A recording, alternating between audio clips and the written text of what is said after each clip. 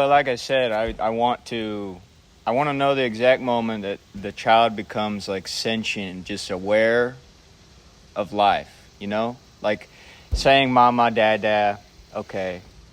Like right. I can be like, yeah, they said this on this day. But not like, Dad, can I have a sandwich? Like I want to know the exact moment that happens. They recognize you and understand what they're asking. Yeah. Yeah. Like they formulate something and ask something. So that's why you would record the first 5 years of your children's lives. Yeah. That'd be maybe longer, I don't know. Until they were like, wait, why? Until they were self-aware enough to tell me to stop. Basically. That's of course unless they never knew. Well, I would tell them. Oh, okay. And it would also be awesome to look back when I'm like 80 and I'm like about to die. Right. Well, hopefully now I'm going to be 125, like I said. Good luck. When I'm 80 and I'm like, I just want to see what my kids were like when they were 4 again. Yeah. So you'd have video surveillance. Surveillance / diary. Because I've always wanted to like take statistics on my kids, like how much vocabulary they can learn. Right. Like, wouldn't it be cool to know the exact time that you said a word and then how long it took for them to actually implement that into their vocabulary? I feel like that would be fascinating. Yeah. I still remember my dad teaching me translucent and transparent. Mm-hmm. It was a container that I had toys in. And he taught me what the words meant, and I just always used them after that. Yeah. It's crazy. Well. You want to welcome him? Yeah, welcome to the Arbiters Seeking podcast. The only podcast dedicated to seeking authority on subjects and thinking outside the norm. Box. Or box. The norm. Yeah. Whichever one you want to do. Right. It's up to you. Yeah. And today we're going to be talking about Stoicism, not just about childcare, believe it or not. Yes. We are in a public park. Beautiful scenery. Yeah, hopefully the camera just can show all the dead cicadas. Yeah. That are thankfully dying. So, getting to Stoicism, I think I kind of left him on a cliffhanger saying what I wanted to talk to him about as it pertains to Stoicism. A lot of Stoic philosophers make fun of Christians, all right, like a lot of belief systems do. We, of course, can implement Stoicism and still be Christians because it's a lifestyle, thought processes, not a religious belief. Mm-hmm. But I think the biggest thing that I've heard that they have a problem with in the Christian world is that we tend to not get over ourselves. We actually hate ourselves and our sin and our inability to overcome that. And that kind of tampens our ability to be great out of it or be stoic about it. Like, I can't control what other people do to me, or I can't control my sin or anything like that. We just end up hating ourselves instead of being stoic about it. Right. Yeah, there's a distinguish between complacency, I guess, in a sense, just giving up, and stoicism, which is the discerning of what I can control and what I can't, correct? Mm-hmm. Okay. But nonetheless, the whole faith system of Christianity relies on you knowing that you're sinful and you're helpless to fix it, and you believing in Christ because he's the only one to live a sinless life and he's the only one who can save you from yourself, who is unable to sin. Mm-hmm. Versus in Stoicism, not in the religious sense, but Stoics are more common to believe that they can overcome their sinful ways. They don't really call it sin, but they can overcome what makes them bad with discipline and mind and controlling their mind and their thoughts through learning and being powerful. Wouldn't that also just pertain to Christians as well, though? It could, but I'm just saying the statements that they have made in the past. feel like most other beliefs are just a way or a means of being independent of religion with also having a lot of the senses of a religion. You know? Mm-hmm. I can't even remember where I saw this quote, but it says, and I'm most likely paraphrasing, if a man says there is no God, he likely has a reason to say that. Mm-hmm. You know? Like he's trying to escape the fact that he's not independent or that he might be ruled over by something. Yeah. Which, of course, you know, there's a lot of freedom in Christianity. Not in the sense of, you know, worldly pleasure, but in the sense of relinquishment of bondage to certain things. Mm-hmm. Because if you're not serving God, you are serving something else. Right. I know that's said time and time again. That's kind of not even... And it's often yourself. A new revelation. Yeah, it's often yourself. It's often money. It's often pride. Mm-hmm. And Stoicism is... It takes elements of Christianity, I would say. Oh, definitely. Straight from it. Definitely. I mean, just going back on the discipline thing, exercising discipline as a Christian is half the battle. Yes. You know? Indeed. But, like we've said before we even talked about this, there are some incomplete things about Stoicism that we'd want to talk about. Like when to be Stoic and when not to be. Yeah, so what Grayson and I had said off camera was, you know, you shouldn't be Stoic about somebody breaking into your house. Yes. But, you know, things that pertain to the government outside of your control, like Grayson said, you can go vote. Mm-hmm. But aside from the decisions that are made, you don't really have the ability to just have a direct say in what happens. So there's no real point in trying or worrying about what happens. Mm-hmm. Whereas, you know, an assailant... Yeah, an assailant is something that you have to preemptively know how to defend yourself from. Mm-hmm. So, those are both things that, you know, some sects of Stoicism take it so far as to never care about much at all. Right. Like if someone murders their children or something, they'll just, it is what it is. It's funny you say that, actually.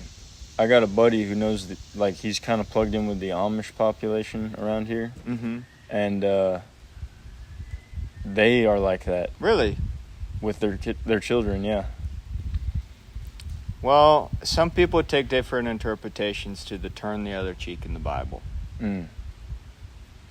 But if you really think about it, or think about it in the way I think about it and a lot of other people think about it, turn the other cheek really only pertains to relationships that are already held. So like if I were to slap Cannon in the face, he would turn the other cheek as my friend because it must have just been a misunderstanding and we've been friends before and there's no reason that we can't forgive each other. Versus if someone you don't know attacks you out of nowhere, right, you should attack the person back and defend yourself. Really? Mm-hmm. I've actually never heard that. Really? No. Well, yes, really. I've never heard that. That's interesting. Mm-hmm. I, of course, knew about the, like, in most English translations of the Bible, it will say, thou shalt not kill. Mm-hmm. However, the Hebrew word is very distinct, and it says murder. Murder, yes. You are not meant to murder. God sent the Israelites on how many campaigns through the Middle East. Surely he wouldn't tell his own people to sin. Mm-hmm. They were killing as a means of enacting God's will, essentially. Yep. It wasn't just cold-blooded murder. Not at all. So that is interesting about the turning of the cheek. Mm-hmm. Yeah, I don't think that, as Christians, we should just walk through life as doormats. No. I don't think that's what that means at all.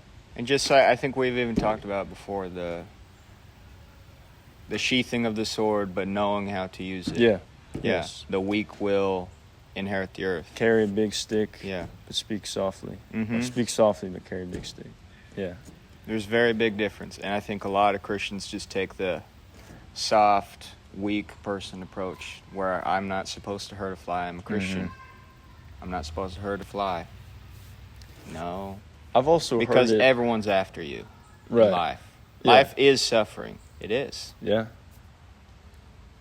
I've also heard it that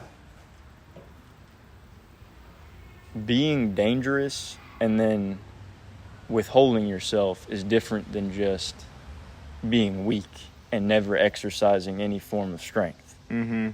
You know, it means more to have the ability to do something and then exercise the strength not to do it than to just not be able to do it in the first place and then say, oh, well, I don't do that. Mm-hmm. It's because you can't, you know? Who do people naturally respect more? The huge guy that's like really nice? Yeah. Or the really skinny guy? Or even just like fat and out of shape guy? That's derisive and conniving. Yeah. Or bossy. Or jealous. Yeah. That maybe, oh, we had different set points. That's why I'm out of shape. Or I have big bones. Or I have slow metabolism. Or whatever the reasons are. We're here to fat shame, so. Yes. Yeah. Genuinely. That's how it is. There's no excuse. We've talked many times about ways to conquer that. Mm-hmm. You know, that's something I honestly struggle with a lot is trying not to judge people. Mm-hmm. It's really hard. I just parted ways with my job at a grocery store in which I was just surrounded every shift, all shift, by people buying things to make them more unhealthy. Mm-hmm. And my job actually directly pertained in aiding that, which honestly ended up becoming almost like an ethical dilemma for myself. Yeah, that is a hard thing to go through. At what point do you say, maybe I do need to put control over people's lives, you know? Yeah. I mean, like, we've talked about the politics part in the past, about how people are dumb. Mm-hmm. Some of them should be led. Right. Not everyone should be Yeah. a part of the democratic process. Especially nowadays when people don't even know who the candidates are, and they go out anyways because Taylor Swift told them to vote. Right. A question that just ran through my head was, well, who are we to say that some people should be led? But I immediately kind of was like, yeah, that's true. When they can't lead themselves Exactly. to a Yes. prosperous life. If they can't lead themselves out of obesity or depression, Right. They obviously don't have the gumption, Mhm. if you will, to the motivation, the discipline to fix themselves. And I know everybody comes from a different background. We're particularly privileged to come from a background where our parents somewhat cared about health. Yeah. But there have been people in far worse circumstances than anybody who's complaining about their current circumstances. Certainly. David Goggins, 300 pounds, decided not to be fat. Decided to learn how to read, all this stuff. Mm-hmm. It just, it requires a vision that is, I don't even think there is a human vision that's completely unattainable. I mean, if you're 5 foot dunking a basketball on an NBA rim may be Okay. impossible. I'm talking about being in a hole. Oh, yeah. I don't think that there is any hole that you can be in that can't be rectified. Mm-hmm. You can fix any problem that you are in. And we talk a lot about chronic illness and diseases and things that are supposedly impossible to fix. And yet, all we do in our research is find that people can cure those things daily. Yes. All about what you consume. By just changing their lifestyle and what they consume. There's so much wisdom that has just been hidden and not talked about and forgotten. You'd think, being the smartest nation, the richest nation in the world, that we would be the healthiest, but we're not. That's quite astounding. What I don't understand is how information is so free and available, yet so avoided. I don't even think it's avoided. I think I've been hearing this a lot, that you know exactly what to do to fix your problems. You're just too scared to do it. Too scared, too undisciplined, too whatever, to actually do it. Right. Like, I tend to do this all the time. I'll learn exactly how to learn this thing, like a language, perhaps. Mm-hmm. I know exactly. I probably studied for like 3 months how to actually learn Japanese most efficiently. But I haven't had the discipline to actually go and do it. Mm-hmm. There are so many things like that. Right. What I was talking about is, you can look up any research or study on your phone, Mm-hmm. but yet nobody does it. And, in a general sense. Mm-hmm. Most people aren't delving into topics that are uncommon. I don't think many people... I don't think everybody has to go as deep as we do, but I do think that there's some kind of... I think there is something in everybody's lives that deserve that kind of attention. Everybody needs something to be passionate about. Mm-hmm. I don't think people question things enough. That's true. Everything is just kind of, was how it's always been. Or, that's what I was taught in school. Mm-hmm. Well, nobody really sits and thinks anymore when you're constantly bombarded by Stimulation. Like, I drove here, I drove 3 hours and didn't listen to anything. Really? No, I raw dogged it, dude. It's the current trend is raw dogging flights or car rides. I just drove here, didn't listen to anything, just drank water. You cheated, man. I can drink water, man. No, man. No water. No water, no dang. snacks. On the way back, I won't drink water or have snacks. Nothing. I'll just hum in my head. You'd be surprised by, like, when I would go elk hunting for extended periods of time, like a week. We'd walk around all day, no stimulation except for the wilderness. Mm-hmm. And by 3 days, you have no thoughts. You can't even create, like, anything to think about. Like, I was, like, humming tunes that I had listened to recently before I got there. And then I was thinking about different events that had gone on with my peers before I had gotten there. But eventually you run out of, like, useless thoughts to think and mull over and stress about. And you're just present, like completely present. I sat in a field probably for about an hour, and I wasn't even tired, but I just stared into the wilderness and had no concept of time or anything. It's awesome. Mm-hmm.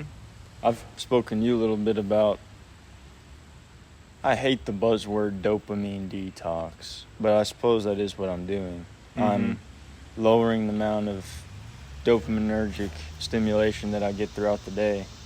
Using my phone for less than an hour a day, only when completely necessary. Limiting forms of digital entertainment heavily. Reading more books as forms of entertainment. Not listening to music while doing anything else. Just, if I'm going to listen to music, I sit down, put in the earbuds, close my eyes, and listen. Oh, that's interesting. And spend actually a lot of time at this park. I would say on average, I'm here every other day, walking the trails. And I can completely relate with, I think there's something about nature itself. It's just so calming. Yeah, I've seen studies where people's cortisol levels actually go down if they just look at trees. That is... Yeah, it's true. That is insane. Just looking at trees. Simply looking. It almost makes you wonder, where we're supposed to be, Mm-hmm. It's almost like we're supposed to be in nature. Crazy. We're organisms just like any other animal on Earth. It's just we're able to do things that are bad for us. We have the right to choose. And we choose wrong. Yeah. And that goes back to hating ourselves every day, right? Right. So what is the balance then? Because, the Bible does tell us to die to ourselves. Mm-hmm. But where's the line between hating yourself, hating what you do, and dying to yourself? It's quite a complex question. It's all about loving a mission higher than yourself, God. Right. Jesus, loving people as he did, despite what is inside you that's telling you not to. Mm-hmm. The lust of the flesh. Mm-hmm. But also not taking or not being so submissive that you're stepped on by every person. Right. Because that's also not okay. That's Yeah. just as bad as being rude, in my opinion. That is kind of like self-hatred. Self-hatred is not standing up for yourself when you know it's time to. And there's definitely a respectful way to stand up for yourself without sinning. Mm-hmm. Jesus turning the tables Mm-hmm. in the synagogue. That crossed the line, and so Jesus himself, sinless person, flipped tables. Doesn't say that he punched people. Doesn't No. say that, he spat on people. Mm-mm. Just says he turned the tables. What is this thing flying around? There is a bug. Amok.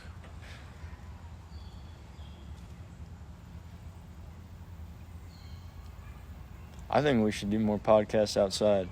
I would like to do podcasts outside. Let us know. Yeah, this is What do you really think? good. It's really relaxing, Yeah. and it will get cold eventually. Can's getting busy because he's a nerd and he's studying for the LSAT. Yeah, that's what I've been doing all summer. Which I guess is kind of attributed to our hiatus in a way. Somewhat, yeah. Both been doing a lot this summer. And, for me, this summer, work and school, and then into the semester, work and school. But we'll both have the weekends off, so that'll be cool. Try to arrange the weekends, but also just having relevant things to talk about that's not Right. just economics or engineering and law school. Right. I don't want to just talk about that. Of course not. So We got to think outside the box. we're man. thinking outside the box, even if it isn't like, oh, I read an entire book, now let's talk about that book. Right. We can still have genuine thoughts about things without having read an entire book on it. Mm-hmm. And so that's probably what's going to be coming over the next semester length of time. Right. Yeah. And so I hope you enjoy this, the improvisation, the 22-year-old thoughts on life as it currently stands. Just like the kids, I want to be able to look back and say, this guy was so dumb, or this kid was adorable at this point in his life, Yeah. Yeah, I suppose these episodes are time capsules in every sense of that thing. I often go back, like I found on my desktop, this document that I wrote about actually like why people are fat. And I was in probably sophomore year of high school or something like that. Wow. And there was spelling errors, which now I can't, if I see red underline something, I can't move on. Before you would leave it? What? You would leave it before? The red Yeah, squiggles? I guess. That's crazy. But now I'm I can't even go the next word unless the red squiggles are gone. Yeah. And and that kid back then, he didn't know as much as I know now, for sure. I would say he's stupid in a lot of ways. But there are different things that I think were better back then. You're not always growing, even if you think you are. Even if you know more, that doesn't mean that, maybe you're less socially capable than you were at that time. Right. Maybe you adopted a bad habit that you don't realize is a bad habit now. And this is all judging based off your criteria Mm-hmm. of growth, which also changes Mm-hmm. throughout time. You know, one person's priority for certain skills might not be as valuable as they move on. Yeah. Like I've noticed in high school, I did think that, you know, being social was the priority. Mm-hmm. Now I've learned it's not. Mm-hmm. Not nearly as much. It's more about meaningful, impactful conversations and relationships rather than just, does everyone like me? Yeah. I kind of did the other way, but I still prefer like deeper relationships than just popularity generally. Right. But I, like in high school, didn't really care to talk to anybody except for Cannon now and then. It was a tough shell to crack. But see, that's the thing. I still feel a lot. So we had an AP government class back then, and I actually was able to stand up for my beliefs against people who didn't believe those things a lot stronger than I generally do now about certain things. But I was rude, but then I swung the other way and was so soft that I wouldn't even tell people about myself because I was scared of what they thought about me. And then I've kind of just came back to the middle over the last year. Right. But I still would like to tilt a little bit more so that I have zero problems communicating with anybody exactly what I think at any moment in time. Because if there is something wrong with it, I'll have that accountability in the real world anyways. Mm-hmm. If you had a book given to you from the future which stated the evolution of your thought process, would you read it? Yes. Yeah? Absolutely. You wouldn't want to learn? Oh, you mean right now? Yeah. Like what I will in the future? Yeah. Oh, then no. Like at 16, if you were given a book from your 50-year-old self talking about like, well, this is how we evolved throughout all these years. I would like to have it when I'm 50. Right. So I can look back sentimentally. I feel like if you read the book, you'd get doubly the information. Because that book would inevitably prevent you from doing half those things, you know? But could it lead you down a darker path? I don't know. It could. Could. But then you just build the time machine again and send another book back. That's true. I'll tell you one bonus thing that has nothing to do with anything intellectual. A few years ago, I think I was like a sophomore in high school, I just started driving a Toyota Tacoma, and it was silver. And I was at home one day, and I go out to the driveway, and this lady who lives in my neighborhood comes by and says, "Did you see that blue Honda Civic drive by? It was like knocking over trash cans and stuff." And they were asking my mother if anyone in our family owned that car. And we didn't. But then years later, I got a blue Honda Civic, and I hadn't thought of that since then. So I've always had this recurring thought every once in a while that's like, Maybe she thought you were lying? No. Did I create like a time machine in the future and come back to my neighborhood in my car that I currently have now? I have a blue Honda Civic now. Right. I don't know why. It's just this recurring thing. I'm like, man, maybe I come back somehow, like Back to the Future. I would totally do something like that with my car that I have now. I wouldn't take any other car but that one back to the past, you know? Right. Well, that's an interesting thought. Let us know if you have anything like that. Yeah, thanks for watching us as we navigate through our complex lives. Yeah. All right. See you soon. Take it easy.